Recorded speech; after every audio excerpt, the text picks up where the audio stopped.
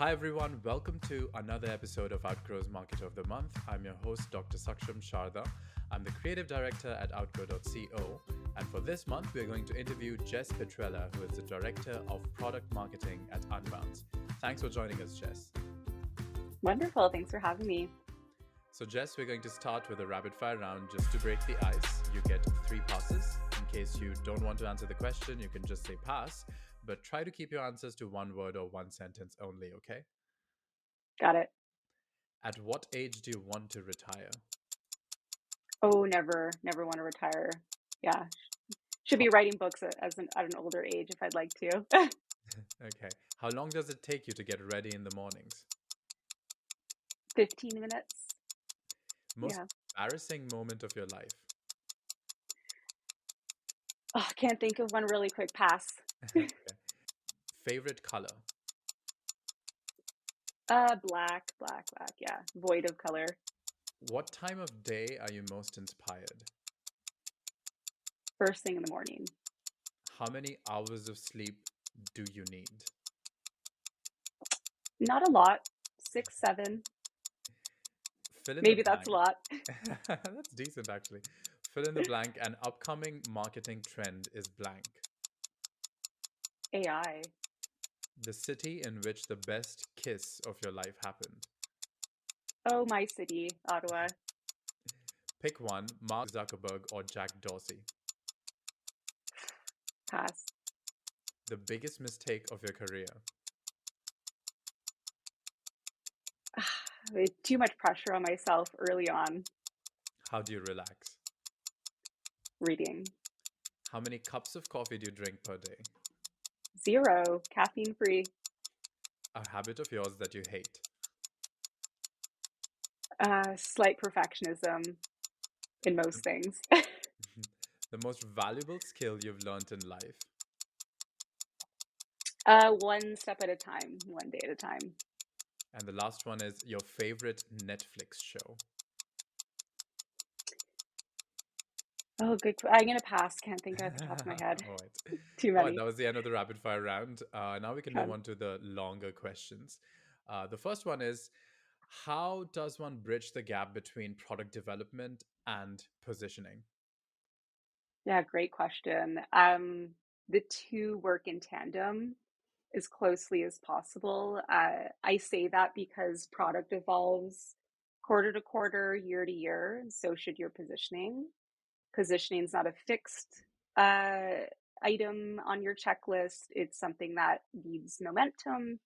It needs evolution, and it should always evolve alongside your product.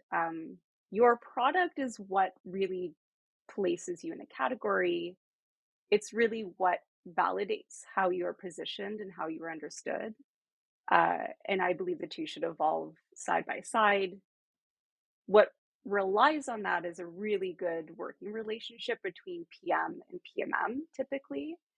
Having that lockstep motion of understanding where we're going and why is critical to evolving your positioning alongside your product roadmap.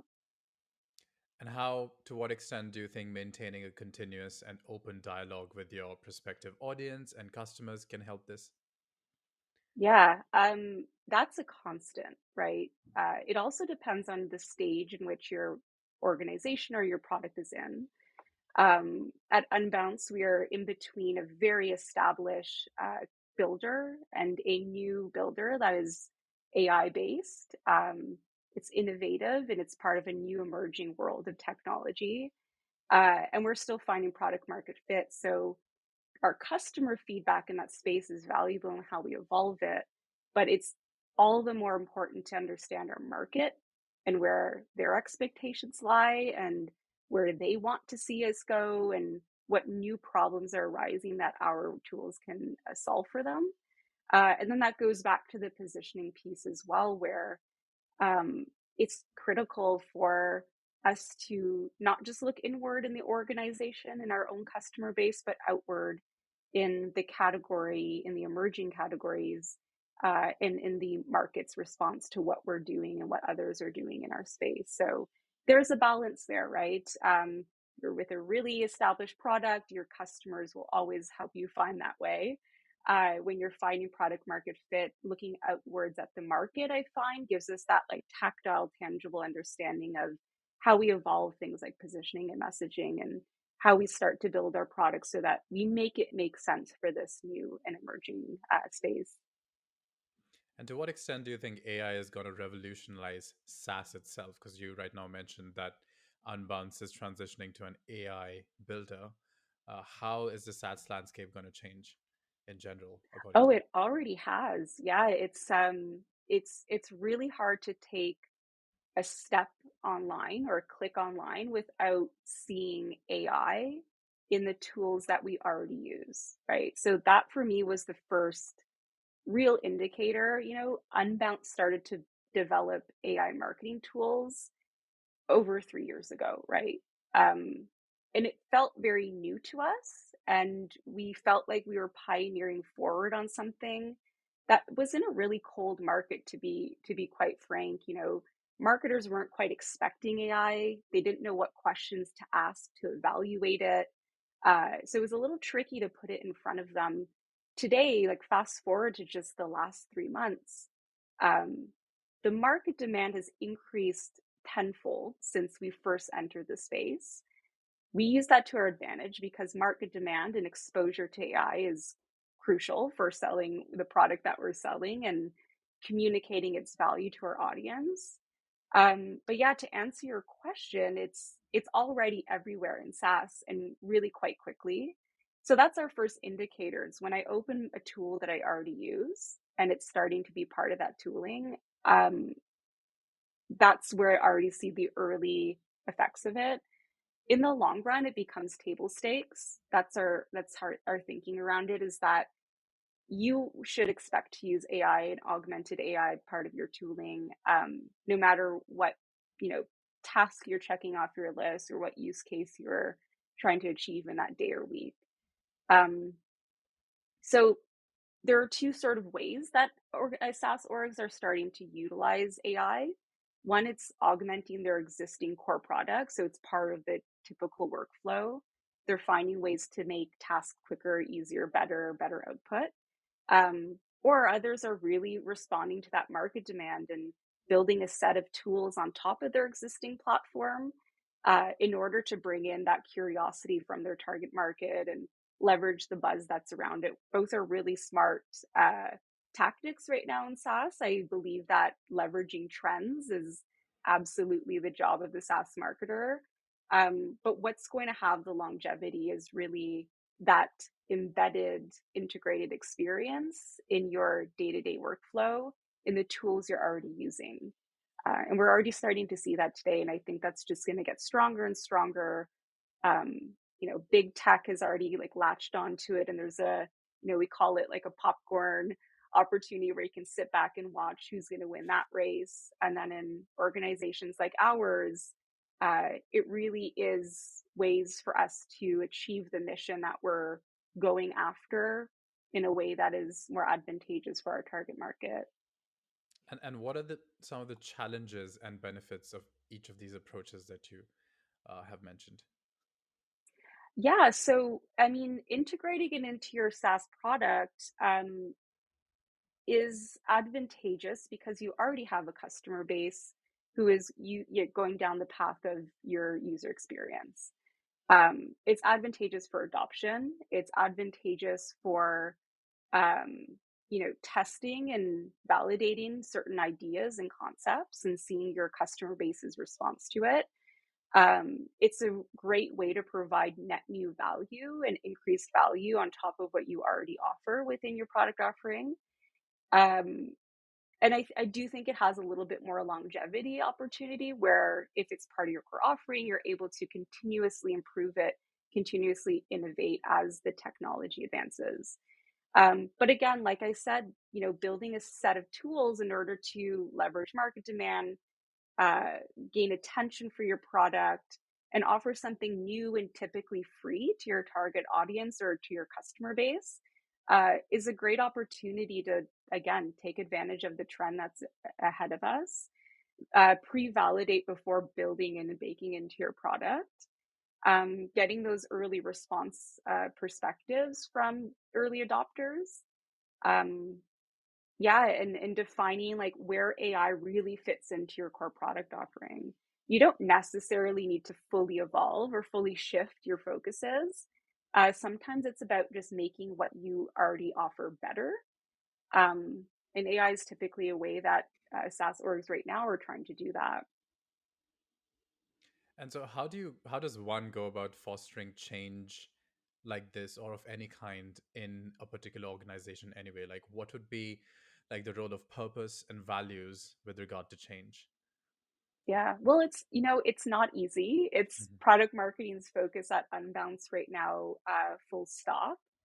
If I bring it back to our experience here, um, Unbounce has been known as the like leading landing page builder, and we, had a hand in creating the category, leading it for a number of years. So as we started, over the last few years, integrating AI technology into our platform, AI copywriting, AI traffic automation, AI insights, all to, incite a better ROI on your spend as a marketer, um, we found that the real work to do there is to change market perception, right? You're known for something for so many years, over a decade, and now you're doing something altogether different. And we have a new builder versus our old classic builder that we're still finding our way through product market fit with. And it's really something quite exciting. And we've had the opportunity to, actually witness marketers transition from traditional marketing, like our classic and old builder, to AI marketing methods. That's the thing that keeps us motivated because we see them do it, right, by the thousands. It's not a new product. It's not like we're a new company just saying, hey, go use this. We actually see the real time transition from old to new and adopting new ways of doing things. So um, for product marketing at Unbounce, we talked a little at the beginning, bridging the gap between roadmap and our product positioning.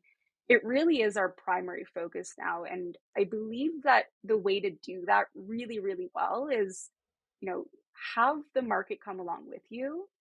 You can't really force new on the market. You can't really say, hey, we're this, believe we're this now. It is a bit of a long run, and it's a slow bake opportunity to sort of modify the way that the market perceives us and perceives our value. So the way that we do it is through a few things. Like we talked a little bit about it. It's a little bit less about customer feedback and more about market feedback. So for example, when we did our message market fit testing 12 months ago, it's radically different from what we hear in the market today. They're more tuned into AI, they understand it.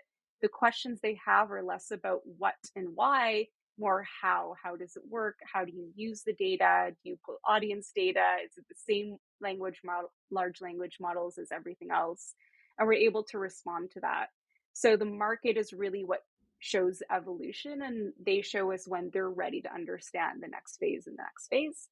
Um, the second piece there is, we look outside of our existing category for direction, for market readiness, for possibility and growth opportunities. So it's less about, first and best in your category. It's how can we be different and sort of take learnings from, adjacent categories. There's also a lot of opportunity around our narrative design. It's less about, this world of like a concrete narrative that you run from like the beginning of the year to the end. It's actually more about storytelling through some micro narratives, depending on, the speed in which the technology evolves, the stage in which we are evolving our positioning. So I find that really helps us understand a little bit better. Um, Also important to mention, there isn't really an innovator's playbook when it comes to this new space of AI. So we sort of have to find our way through it and develop a blueprint that makes sense for us. And those are some of the ways that I find that really help us step through it. Um, Internal storytelling is also incredibly important. especially being in an organization that went from more of a traditional marketing mindset to a more innovative, emerging tech mindset, taking that time to bring your organization along with you on where the product is going, how it's developing, how we are incrementally changing the way that the market perceives us, uh, is becoming super essential in how we approach things. So, again, there isn't really a playbook for, you know, bringing innovative products to market. It really depends on where your organization is, what work you have to do if you're changing market perception or you're breaking in as a breakthrough product. But the AI space is just so fast and so ever moving that I find our messaging and our positioning needs to sometimes change on a dime. So we have to stay very quick, very focused, and very plugged into what's happening day to day. Because it's an immensely quick space to be working within. Can cause a lot of anxiety if you don't just like stay focused and really stay plugged into what's happening. So, in the past year, could you give us an example or a story of a particular campaign that you did, or a market reperception that you had to do, or anything that would be interesting for a marketing audience? Yeah, absolutely. So interestingly, or we typically will do, yearly a benchmark report for conversion rate benchmarking, or we'll do, we'll take on some enormous amount of research to be able to provide an enormous amount of value back to the market.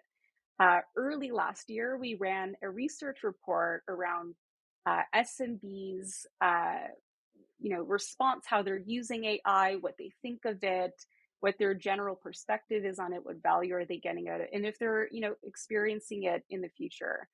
Um, that research happened earlier in the year last year.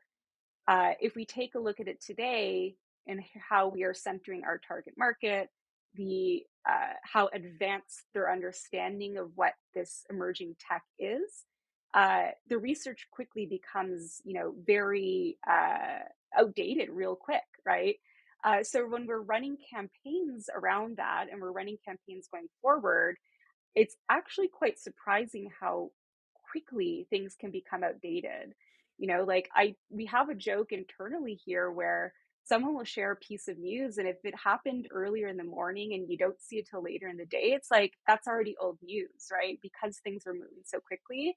And that is exactly the same as how what we see in our day-to-day campaigns is, if we don't go quickly, if we don't respond fast enough, if the topic isn't absolutely topical, uh, you can get outdated really quickly. So that's one of those like campaigns that we ran and put quite a lot behind. At the time, it was impactful, but as things move so quickly, yeah, those stats and those research points change so fast. So that's something we are trying to keep in mind is like as we go through the space, uh, very quick response is what's going to sort of get us that impact and that breakthrough that we're looking for. And have there been any campaigns of the past that you've been able to recycle because the market changed again and all of a sudden something that was of no use became useful or could be presented in contrast as useful? Yeah, well, we have an amazing content team. So, when we first started to break into the AI emerging market space, um, we did build out a lot of primer content around AI marketing. That kind of went stale over a little while because it was primer, it was very basic, it was very early. But we're now finding an appetite starting up for that again. So we're resurfacing that content, which becomes a little bit more valuable today, where people are now newly interested in AI tech and how they can use it in their day to day marketing practice. So that's a good example of how we are bringing things back that didn't quite land the way we wanted them to because the market was a bit colder, a couple of years ago. It's now evolved to be a very hot market. So in a hot market, you're just, response, response, response. And that's one of our efforts to do so. And to what extent do you feel overall AI is going to have an impact on how we perceive landing pages themselves? Yeah, so that is exactly what we are uncovering day to day. What we believed was the way 2 weeks ago changes as soon as GPT-4 hits the market, right? So it's a large language model. It's a more learned large language model, and it has new capabilities. So one of those capabilities, for example, is you can upload a sketch and then you can get an output for that. And we've seen Canva recently very quickly respond to that and bring it into their platform. Canva has 125 million users as part of their platform, right? So those users are now able to upload an image and get a bunch of outputs based on it, depending on the campaign that you're running or the assets you're looking for. So that's how quick things can change, and that's how quick it can augment any type of asset creation. So that's something we're always keeping an eye on and keeping a close look at how we can bring that into our thinking. But you'll see software is typically about, you start up your software, you do a ton of actions to get your output. And it's typically a starting point around, let's say, a template is a typical starting point for any sort of marketing asset that you're creating. But the starting point now is more a prompt or a thought or a perspective or an ask of what AI can do for you. So it's more opinionated and it's more perspective driven than it is choice driven, right? So I've already determined what I'd like. Here's the input and here's the output. Whereas this is something I can start with. I've got to make all these changes for it to be, what I want it to be. It's a very different workflow. So I think there's going to be a lot of opportunity, and we'll shift um, greatly in how you actually interface with your software going forward. And how do you personally keep up with this rapid pace of change in the market itself? Like, do you feel overwhelmed sometimes as, or how do you go Yeah. about that? Yeah, it's something we do talk about. It's, I've worked in innovative tech for quite a while, but this is something I've not experienced before. And truthfully, I don't think anyone really has, unless you're going back to like the beginnings of the World Wide Web coming to be. It's incredibly rapid. But I do find it very exciting because never has there been so much opportunity and so much market demand so quickly, right? So if you can really stay focused in your day to day and you can really harness the opportunities that are in front of you and be protective of your strategy while still having an innovation mindset, I actually think it's very advantageous, but it can be overwhelming at times, especially when there's like five announcements on a Monday morning, or especially when you see copycats come up Mm. as you start to innovate your own tech, competitors keeping up as much as they can with new releases of yours. It's a lot of just like keeping up with the Joneses in that regard. And as the tech becomes more accessible, we'll see that more and more, and it's just to be expected. We're a lot more focused on how can we do this in a meaningful way, and it's less about those quick wins, more about the long term. What is the actual best application for AI in the day-to-day use of the marketer? So we're very protective of our strategy in that way and quite focused on it. But there's never been so much opportunity and so much market demand to leverage. Um, there's a bit of a downside to that, though, I will also say, right? Like I mentioned, message market fit can change on a dime. Your messaging is no longer just what you see on a website, but it's really just in everything, because it's never been so important to be in everything and such a clear message coming through, because you're not just selling your product anymore, you're selling your ideas and your perspectives and your point of view on how to leverage AI in our example as a marketer. Um, and then again, your direct competitors can uproot your differentiators very quickly because the technology is so it's so accessible right now, and it's evolving so quickly, and how through APIs and how accessible it is to day-to-day SaaS platforms. So it's the long term and that product roadmap that goes into the year, 2 years, 5 years. having that really clear understanding of what you're building, why, and who it's for is really what's going to give companies the competitive edge right now.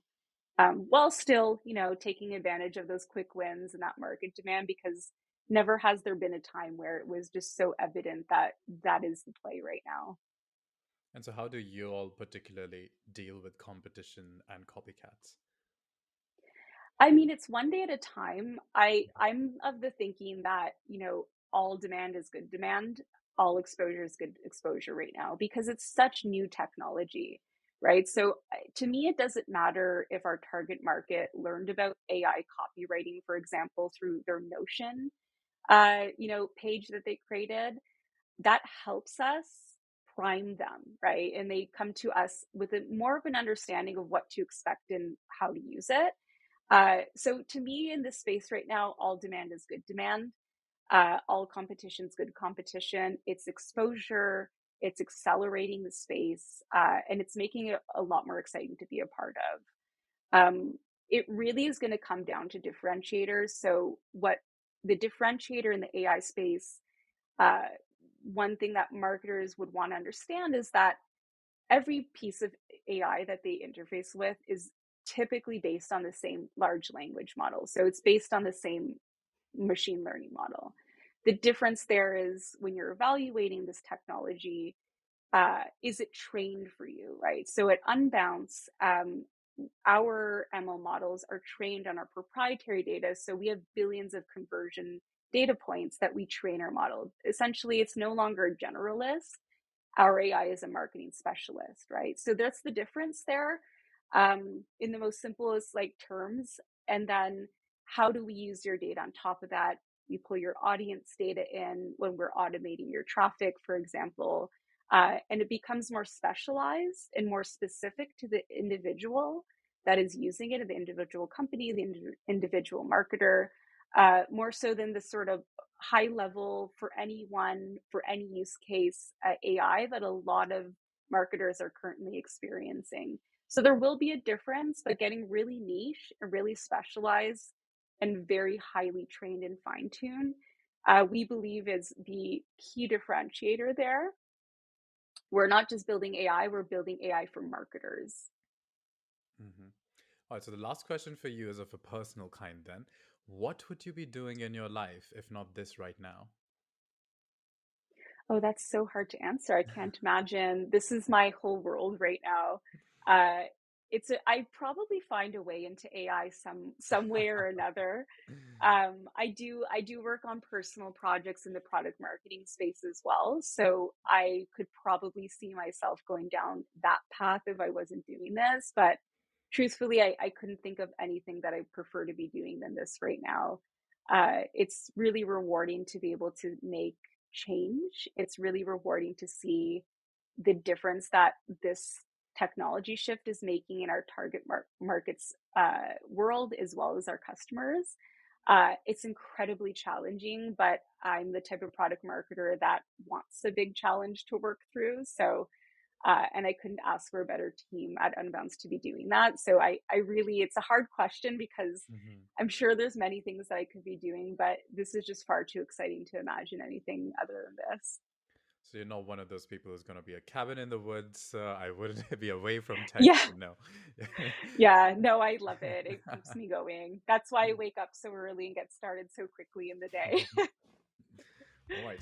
Well, that was the last question. Thanks everyone for joining us for this month's episode of Outgrow's Market of the Month. That was Jess Petrella, Director of Product Marketing at Unbounce.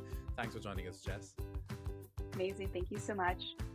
Check out their website for more details, and we'll see you next month once again with another Market of the Month.